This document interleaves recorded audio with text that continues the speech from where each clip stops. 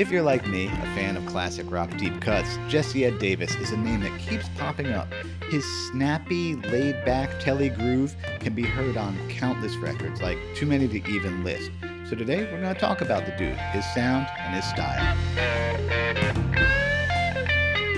This video is sponsored by Reverb.com, the largest online marketplace for interesting new, used, and vintage gear.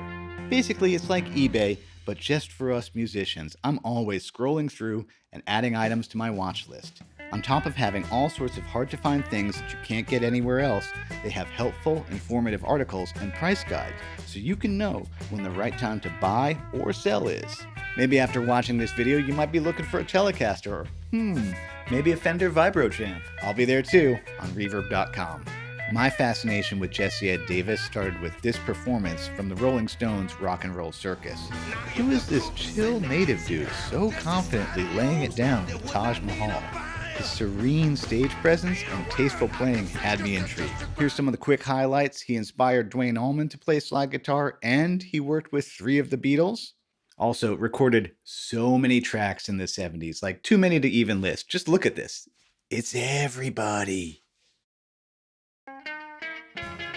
20-year-old Jesse got his start with Conway Twitty, of all people, and it surprised me to hear that early Conway Twitty was actually way more rockabilly than country. Apparently there's only one single that he recorded with Conway Twitty in 1965, I Don't Want to Cry, but I couldn't find it anywhere. The more I dig around in classic rock mythology, the more Leon Russell's name comes up. One of Conway's biggest friends, I think they're from the same part of Arkansas, was Ronnie Hawkins. And at the time he had the band, Levon and the Hawks, backing him up. And when I quit college and came out here, Levon, he was the only guy I knew here in L.A. Well, when I got here to Los Angeles, I gave Levon a call, and he said, "Come over, there's a guy you really got to meet." And it was Leon Russell. So we started hanging out and just drifted into that whole scene.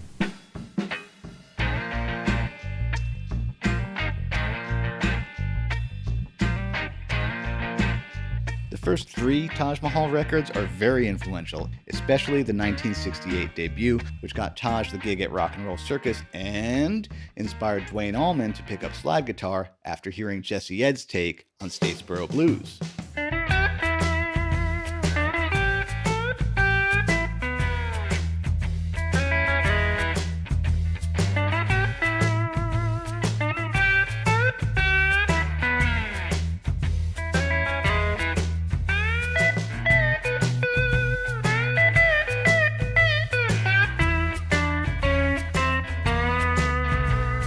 There's 2 versions to this story. One version is that Duane Allman had fallen off a horse and hurt his elbow, so couldn't really play guitar very well. While he was healing up, Greg was like, yo, check out this Taj Mahal record, and listening to the Jesse Ed's version on that record has made him be like, I'd probably figure out how to do that myself.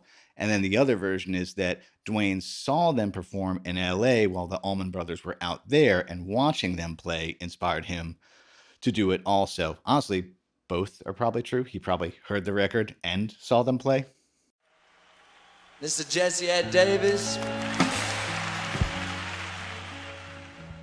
Another thing that came out of the Rock and Roll Circus performance was Jesse Ed's acceptance into like the British rock aristocracy, the Rolling Stones, the Beatles, Faces. They all were like, hey, that guy is cool. I want to hang out with him. So it sounds like, being good at your job, being talented, being a good hang, and being at the right place at the right time really pays off. Here's how Jesse Ed got the gig for the concert for Bangladesh.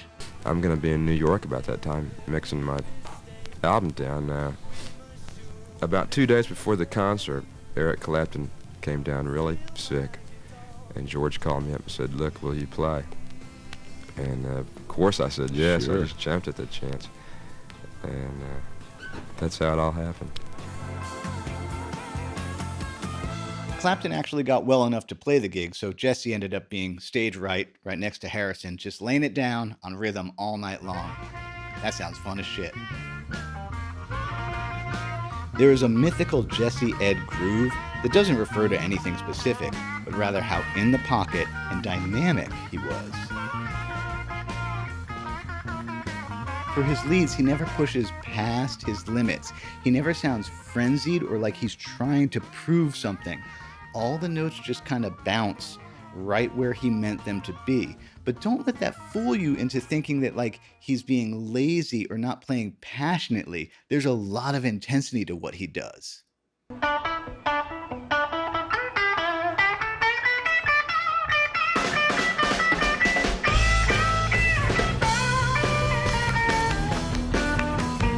The amount of confidence to deliver like that on film in front of Eric Clapton and the British rock aristocracy at a tempo of like 143 BPM to have the song stop, all eyes be on you, and be like, it's okay, here I go. Like, that's a lot of confidence to do that.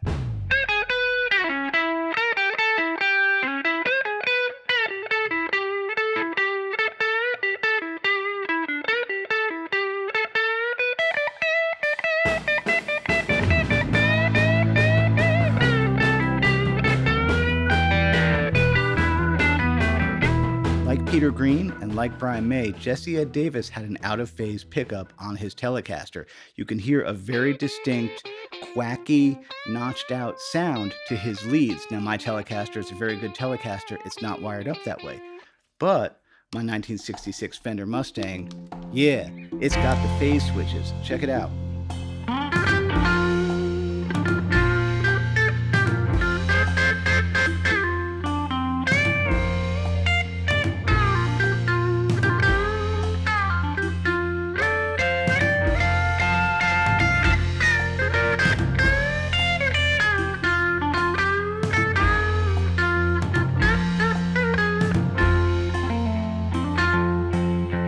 Amp-wise, he really liked tweed Bassmans or Vibrochamps in the studio. But it's also quite likely he would use whatever cool amps were at whatever studio he was at. I mean, at least that's what I would do, wouldn't you? We got the story, we got the sound, let's get the licks. Apparently, Statesboro Blues is the first song that Jesse Ed played slide on. He didn't switch to open tunings till later, so this one's just in standard tuning. So yeah, we're on an E chord, and you're just looking for... Now, Jesse is a hybrid picker.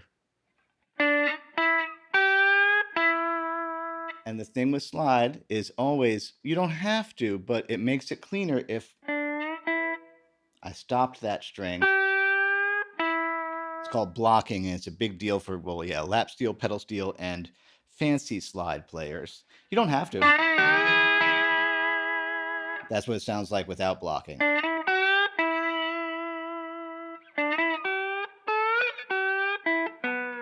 So it's so cool. He's looking for the blues scale. But, you know, with slide, you're allowed to kind of be in between the frets.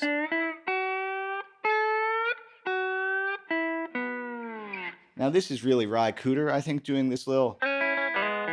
But, I don't know. I put it in there. That little catch. And then just does the same thing again.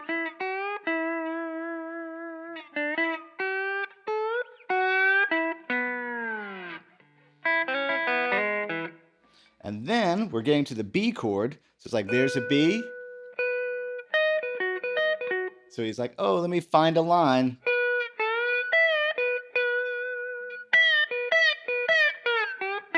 So that little thing. So it's like, again, there's blocking.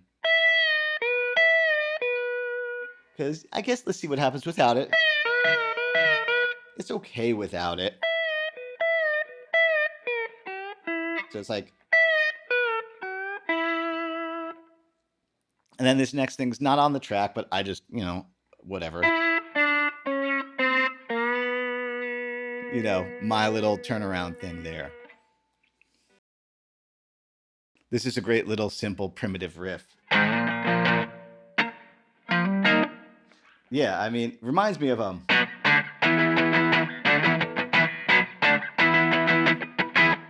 but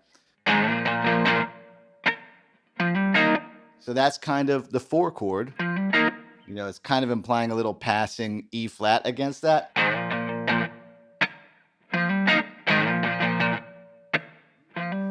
You know, it's a 12-bar blues, so it just does that 4 times and then just goes up. Boy, that looks like a Keith Richards thing.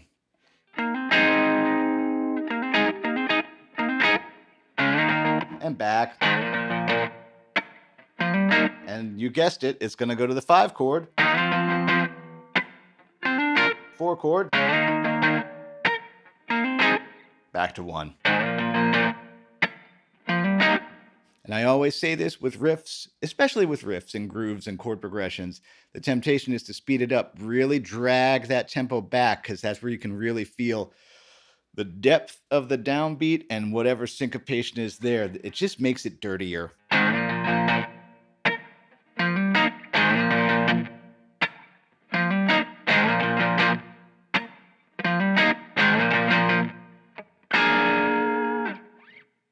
I do want to point out, if you listen to the record version of this one, you can hear that this is an overdub because you can hear the original track kind of bleeding through. So, while we know that Jesse Ed is really good at, being a one-take wonder, you can actually hear that there must have been something about the original take that they were like, I could do it better. So we start with major pentatonic, minor pentatonic, back to major pentatonic. But then I think he does a position shift right here because the rest of the break is all here.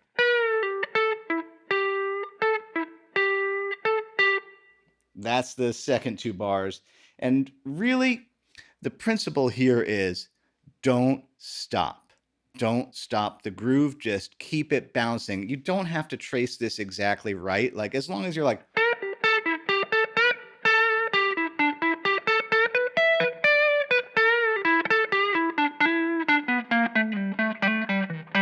Because, he plays it different, in the...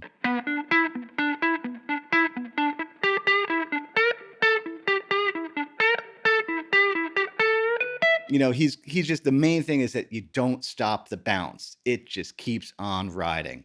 But anyway, third phrase.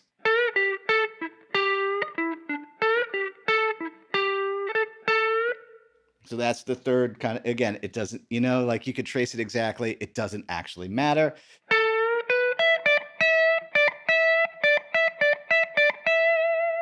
And that's where there's that drum fill and the band comes back in. And then this last phrase, I guess you should trace exactly. That's easy. That's 4 quarter notes. So that lick is throughout this, that little. And this lick is cool.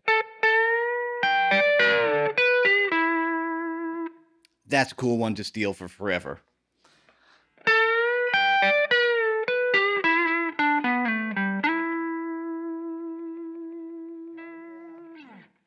You can definitely tell that this is an overdub solo because that's actually a really syncopated groove that's happening in this kind of breakdown. Again, syncopated just means that those notes, those accents aren't on the downbeat.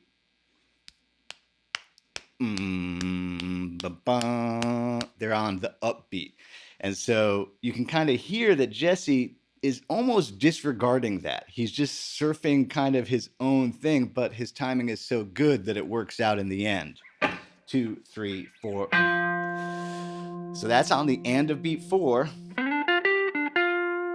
So this is definitely F major pentatonic.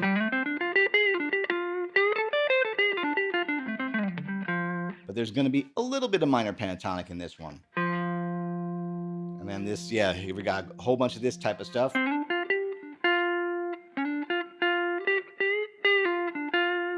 And then some nice twangy double stops, hybrid pick. Cool. Yeah, and those are quarter note triplets.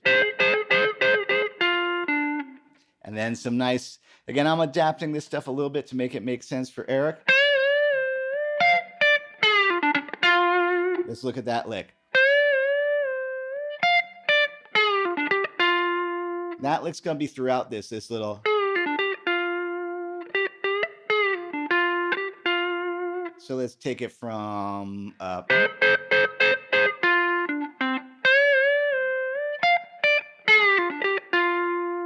And then just around again. And then we got some pentatonic double stops. Again, here's F major pentatonic.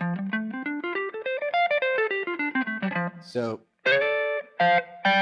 now I do this little upper F chord. I don't bend it. He likely than not, and actually Mark Knopfler does this in Sultans of Swing as well. You know, you bend this E flat up to the F, but I was getting a weird kind of ew with my overdrive on the amp. No pedals today. That's just the 8-watt setting on the Dusky through the Weber Mini Mass. I was like, I didn't like that, so I just did that. And then this is really where it starts to get strange. A really fast, you know, it's just blues right there. But he doesn't finish the phrase. He's like, never mind. And then this is where I made this my own right here. That's my take on whatever came next. I couldn't trace that line. Whatever he did there. It's similar to what he did, but this is what I do.